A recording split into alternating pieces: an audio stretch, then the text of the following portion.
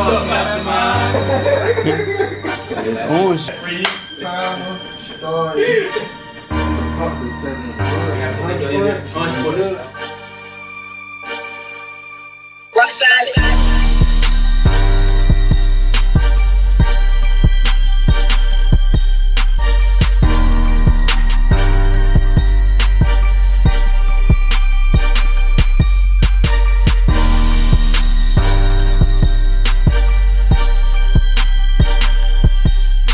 What's going on, man? Y'all thank y'all for tuning in. We just came to tell y'all a little bit about our personal life. I'll start with me. My name is Ben Trammell, as you all may know. Basically, my story is in high school, I played football. I grew up playing sports all my life for real. I was one of the ones when I was young. I always wanted to basically play in the NFL. You know what I'm saying? I was like, man, that was like my dream, like, go big in sports or whatever. And then until you get to college, long story short, everybody bigger, stronger, and faster. Hey, it be like, hey, time to find something else to do. You know what I'm saying? So once I pretty much made that decision, man, sports weren't really for me, man. I decided to try to find something that I kind of really still want to be involved with sports. Mm-hmm. So I decided to take up physical therapy. I graduated high school and went off to Troy University. And basically, man, I wanted to do physical therapy. So, physical therapy, I was thinking like, man, I can get out there and wrap people's ankles or injury prevention or some things like that. That didn't really work out. So, and one reason that didn't work out because we had to take so many biologies, man, and this one biology was just kicking my butt. I had taken that biology about 3 times. Mm-hmm. I was like, okay, by this time, I got a letter in the mail. Financial aid, gone. I'm like, oh my God, what am I going to do now? So, you had already used your financial aid by going through college? Yeah, so basically all the courses, basically failing classes, basically long story short, man. I basically wasn't really focused because once I went back to school later on in my life, I found myself like being more focused and thinking like, man, why can't I do this when back then? But when everything expired, I was like, that's why, because I am where I am now, and I had to go through those things to basically get to where I am, to make me who I am. Okay. So my daddy always said, like, I went to Troy to find my wife because that was my main purpose. So that's where you met Keita. Okay. Yeah, exactly. So I met Keita in Troy or whatever, and so once things fell through my financial aid, I was from West Point, but Columbus Technical College wasn't far from West Point. Mm-hmm. And so her mom was basically like motivated me to just go back and kind of find my passion, and she knew I had a business mind. I always had like different inventions and ideas or other ways to make some money, but it just wasn't really being like a doctor or a lawyer or anything like that within the medical field or something like that. It wasn't what everybody viewed as like normal for real. Exactly. So she taught me into going to Columbus Tech and taking up the business program. And I ended up doing that, man. And once I went to Columbus Tech, man, I felt like that was really the path that I was supposed to be on because I met so many people that kind of gave me the knowledge that I knew to trigger the things that I knew I was strongest at. Mm-hmm. You know what I'm saying? So shout out to Columbus Tech, man. Ken Lockhart, my buddy, I know, man. Y'all go holler at him, man, for real. Really great guy, man. He's actually one of my mentors. So fast forward through that, man. I went to Columbus Tech and got an associate's degree in business administration and business management. Cause like I said, at this time I was already part-time pressure washer for real. I was just doing it, on the side to make some money. But I always knew I wanted to have a business. So those business courses kind of taught me how to deal with employees, how to manage people, the different type of acts and things that's out, different laws and things like that. So I graduated from there and I went on to Auburn to graduate, with political science and kinesiology, which I also worked there. But what is kinesiology? Kinesiology is really basically the study of the human body. It's like the study of the human body. And so what they would do, the doctors and instructors there, they basically would test supplements for, weight loss, weight gain, muscle gain, feminine products and things like that they would get different grants and scholarships and stuff like that to basically pay for these tests to be ran on different, subjects with people that would, get hired to come in and basically study that supplement and whatever. And once it was good enough, they did the research and everything, found out it was okay, they would put it on the market. So basically, kinesiology is the department that those things go through to be tested before they actually hit the market in the stores and stuff. Okay. So I started working there. I worked there for about 5 years, man. At the same time, I'm still pressure washing. You know, at the same time, I'm still like making my extra money on the side on the weekends. You know, on Saturdays and Sundays, pressure washing.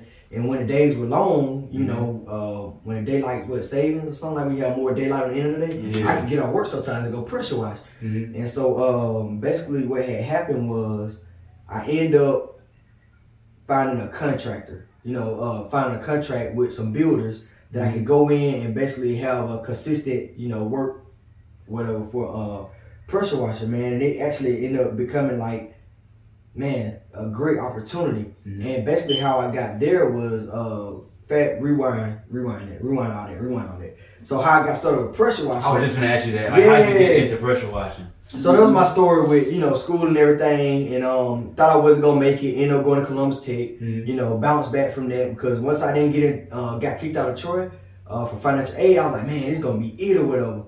And my dad ended up buying me a pressure washer, man, and one of my mentors at Columbus Tech, he ended up telling me different ways to make some money. We threw out everything, and pressure washer was one of the things I knew I had in stores. I was like, man, I can, I got this. I ain't gotta spend no more money on it. I got a pressure washer. What can I do? Started watching YouTube videos. Like, man, this right here kind of interesting. Once I did that, I was like, man, let me just find some family and friends. I can pretty much just try to see if it works. You know what I'm saying? So I'll get my mom and dad house, my in-laws house, friends and family homes, and just, do like front porch area and stuff like that and get the results and take pictures. And from then on, I kind of pretty much built a portfolio which people have something to look at, how I do work and things like that. And of course, my prices, wasn't as high because I was starting off. So I started, with cheap prices so people could actually book me to do their job. Knowing that, having the cheaper prices, that I probably would get a job, but the main idea was to basically build a portfolio. So once gotta get them jewels right there. How my man took a cheaper price starting out, but he used that to take pictures and build up his portfolio so he can charge the prices that he charged today. Exactly. So basically, I mean, one of the reasons why you charge, you charge cheaper prices because that will also guarantee you the job. Exactly. Knowing I was just starting off, knowing that wasn't, gonna be the end result. I knew the different levels it took for pressure washing and the equipment that I had. And basically the image that I had, I couldn't go out and charge $500 for a job. I'm putting a pressure washer on the back of my trunk in my car or truck, something like that, and not really looking the part. And that's something that I felt like really bothered me in the beginning. I really didn't look the part as far as like doing the work to what I could charge, if that makes sense. Okay. So were there times where you had to rent equipment or something like that? Absolutely. And what I had to do was just basically tie that price in. But at the beginning, I really didn't care. As long as I got the job, and like I said, the main thing was a portfolio, because I knew if I had a portfolio to show people, I can build from that. So even if you break even or do a job for free, as long as you're getting the material that you need to expand, that what really matters the most at the end of the day, more than the money itself. And so once I did that for a couple of years, like I said, at the same time working at Auburn University, business is getting good, and I'm like, man, all y'all, we stay connected. So, I'm hearing y'all story how y'all working for y'allself, and then Tay quit his job. I'm like, man, Mark already working for himself. I'm like, man, okay. Like, I feel like it's the next step that I can take, and then of course, every person's story is different. Where they feel like they got that comfort zone or that level of expectation where they feel like they reached in their life to where they can go on to the next level. And I felt like I had reached that. So last May, I basically quit my job and started working full time with the business. And from then on, man, we got a contract with a couple builders, and basically I've been able to sustain from there. And it's basically been a blessing. And from then on, we hired employees. We found different clock in, clock out system, payroll system, and things I learned over the years. Just kind of sum everything up, y'all. We could go more in depth about it, but it's pretty much just a roundabout of how I got to where I am today. But if you do want to know anything else, put a question in the description below, and he'll definitely come back and rewind it and tell you whatever you need to know. Absolutely. Yeah. One thing that stood out to me as you were speaking was the fact that you when you started, you wasn't so much about making the money, you was about making a portfolio. Right.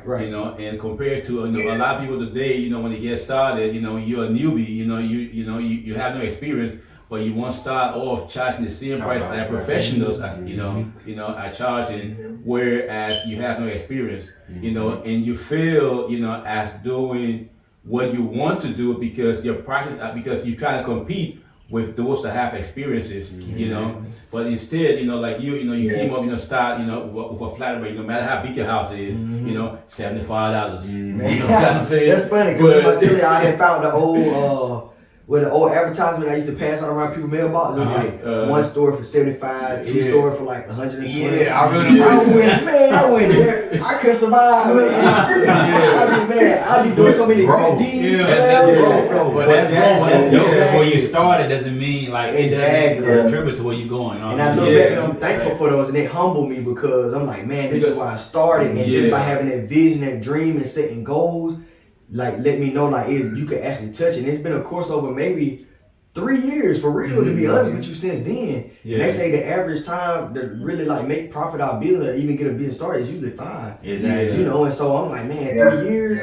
And I'm like, man, thinking like where I am today and like 3 years from now, if I just keep that same recipe momentum, and just keep momentum, just keep doing the same thing I'm doing. Hit them 6 figures. Ain't no telling. Yeah, you know what I'm saying? 6 figures. Hey, we going up. We going up. Yeah. Now I got a question for you, bro. Yeah, yes, sir. So say I'm interested in pressure washing. You know, I just got in the industry. I'm like a month in. Right. Like, what's some advice you give somebody who, they just getting into that industry? Some loopholes, some hurdles they could avoid, that you might have had to learn in that first year or first 6 months of business.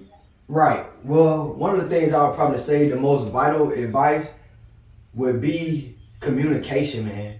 Communication, because at the end of the day, communication is one of the things I feel like really help build my business, because people like to trust people. And once you got communication with people and they know they can trust you each and every year to come back and do it, they won't have to call nobody else to do the job. Exactly. They're going to call you each and every year or every time they have that problem that you need to fix for you to do it, because they trust you to do it. And they know some people give me the keys and lock codes to their houses. You know what I'm saying? Because they trust me and I've given them a good service year after year. So I would basically say, just communicate and great customer service, man. Stay friendly. Let people know like you looking out for them, and their benefits. Even if it's something that so small to you, it would be really big to you just by letting them know something.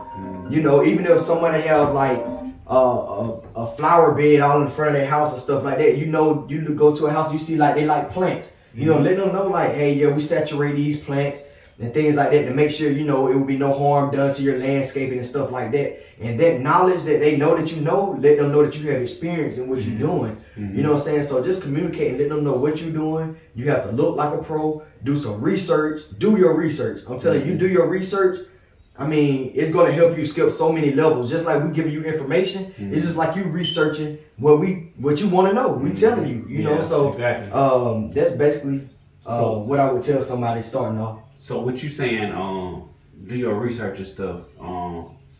What is something that you know now in pressure washing that you wish you knew back then when you first started?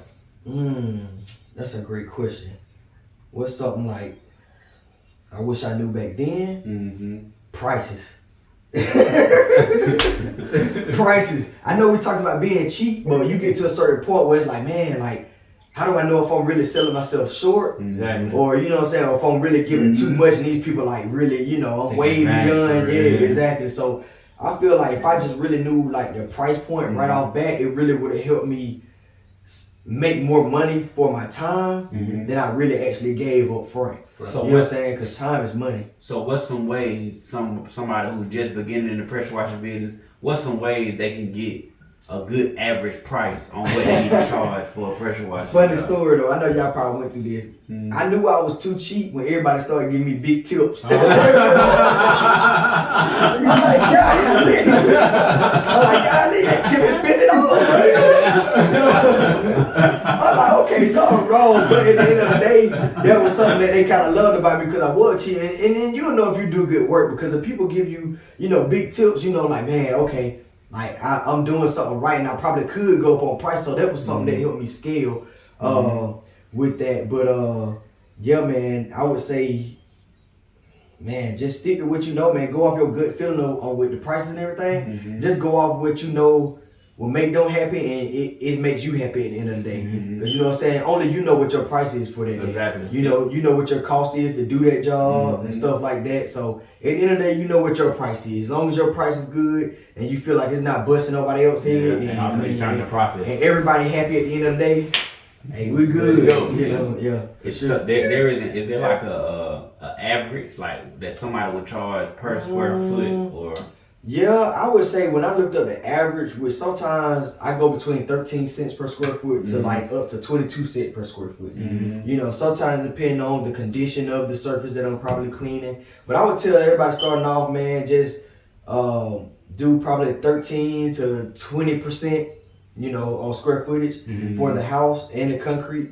Depending on what you want to do, honestly, but I just really go off feeling, man. My whole career, I just basically went off feeling. You know, some people's story out here, and my main thing, y'all know, throughout this group, is basically helping people. You know, you got something you need help with, I got a solution. You know what I'm saying? So I just listen to people, I'm like, okay, man, you know, I know they really want this done. They may not have a lot. I may not make a lot, but at the end of the day, this person right here, they know somebody else that they can refer you to. Exactly. It's funny that you said that, you know, not just taking anything away from you, because even like in our business, you know, a lot of times when we're working at somebody's house, there are things we do for them for free. You know, like one of our clients was like, I want to change the light. You know, I mean, oh my bad, how many want to charge? I said, well, there's a way we can do it for cheap. You know, and we're not going to charge for it because we already in the job. You know, you know, but you know, I mean, and those things only, you know, helps you stand out from somebody else. Somebody else will charge them to do it. Or do it and know that, you know, it's something easy to do and cheap, but they will still charge based on the ignorance.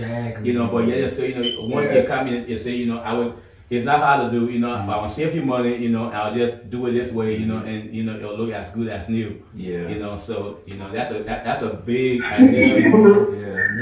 I'm laughing because you gonna throw it in. I'm gonna charge you for it. I'm sorry. Different stroke for different folks, but at the end of the day, the customer has to feel good. I'm sorry. Hey, but I was about to say that was starting off. Now, once you start really, because starting off, man, I'm glad you said that, though, Mark, because yes, we taxing it. We need all that, we need all that, man, because starting off, man, I'm glad you said that, Mark, because starting off, man, I didn't really take into account to what it really took to get the job done. I was just looking at how much, you know, I made $300 on the job, but I forgot I went to the store and spent, you know, I had to buy some bleach, I had to buy soap, I had to put gas for the pressure wash, I had to put gas in the truck, you know what I'm saying? So you start looking at those different things. Man, it took me 7 hours, you know what I'm saying? I'm like, okay, man, by the time I did this, like, I'm coming with $25 profit. You know what I'm saying? But you just looking at how much that check gonna be with you getting in your hand, like, okay, ooh, $300.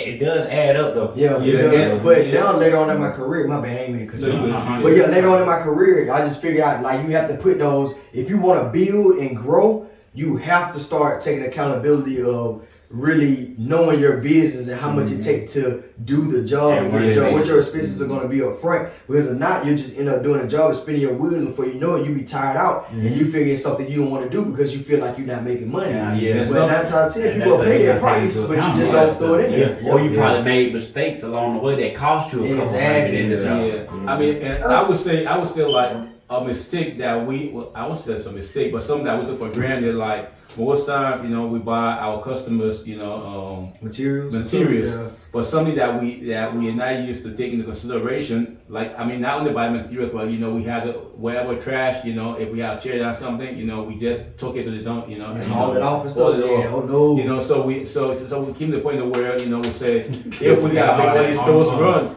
it takes hours, you know what I'm saying? You know, so we have to charge you. Now they take hours, but you see gas will go up there, you know, go back and forth. So we are charged for your stores runs. We are charged, you know, for taking, you know, the scrap and all to the dumpster because I mean to the landfill because they're taking time to take all this debris there and won't get there. Actually, I pay for it. And then we gotta unload it ourselves. You know, so And I feel like I really understood like the definition of time is money. Once you start doing that, time is really money. I'm telling you, especially when you got a family, you know what I'm saying? Like you got other things you trying to balance out in your life. Like, what's gonna be your price to make you leave those precious things that you love to do and love to be with for you to go out and, you know, and do a service for someone? You know, all that really come into effect. So it's like, what man, are you willing to do? How far are you willing to go to make exactly to make what you want to make? Yeah, so that's basically pretty much me, man, just, you know, going through different life experiences, man, having certain jobs. And then with me, man, I had so many jobs over the past. Man, I worked at first job, McDonald's, Taco Bell, Zaxby's, work study in college, Columbus Tech, Rat Room Shoes, O'Reilly's, Auburn Bank, Amsty, Auburn University. And then now for myself, you know, but over throughout my life, you sometimes question stuff in your life, why you go through that, why you had to go through that with a certain job. But at the end of the day, all those things taught me how to manage money. It taught me how to make a schedule. It taught me how to deal with employees. It taught me how to basically, you know, run a delivery truck. It taught me how to I don't know, you know, customer service, you know, is a big one.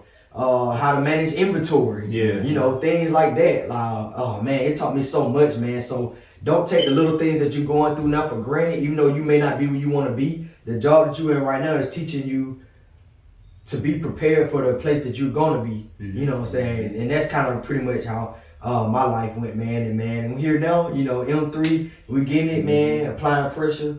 You know, we got several contracts, working with different builders, looking to expand. You know, we got several employees now, managing things. We hire for different positions, and it's just growing, man. I never thought that I knew I would be here, but it's like the time, just seeing it, actually seeing everything you dream coming to fruition. Yeah, to manifest it all, you know. And so, yeah, man, that's pretty much me, man. But I would say for the average small business entrepreneur, man, just stick with it, man. If it's a small business service you're trying to provide to someone, build a portfolio. You know, if no one see what you're doing, no one will never know. They don't know. You know, use social media to your advantage.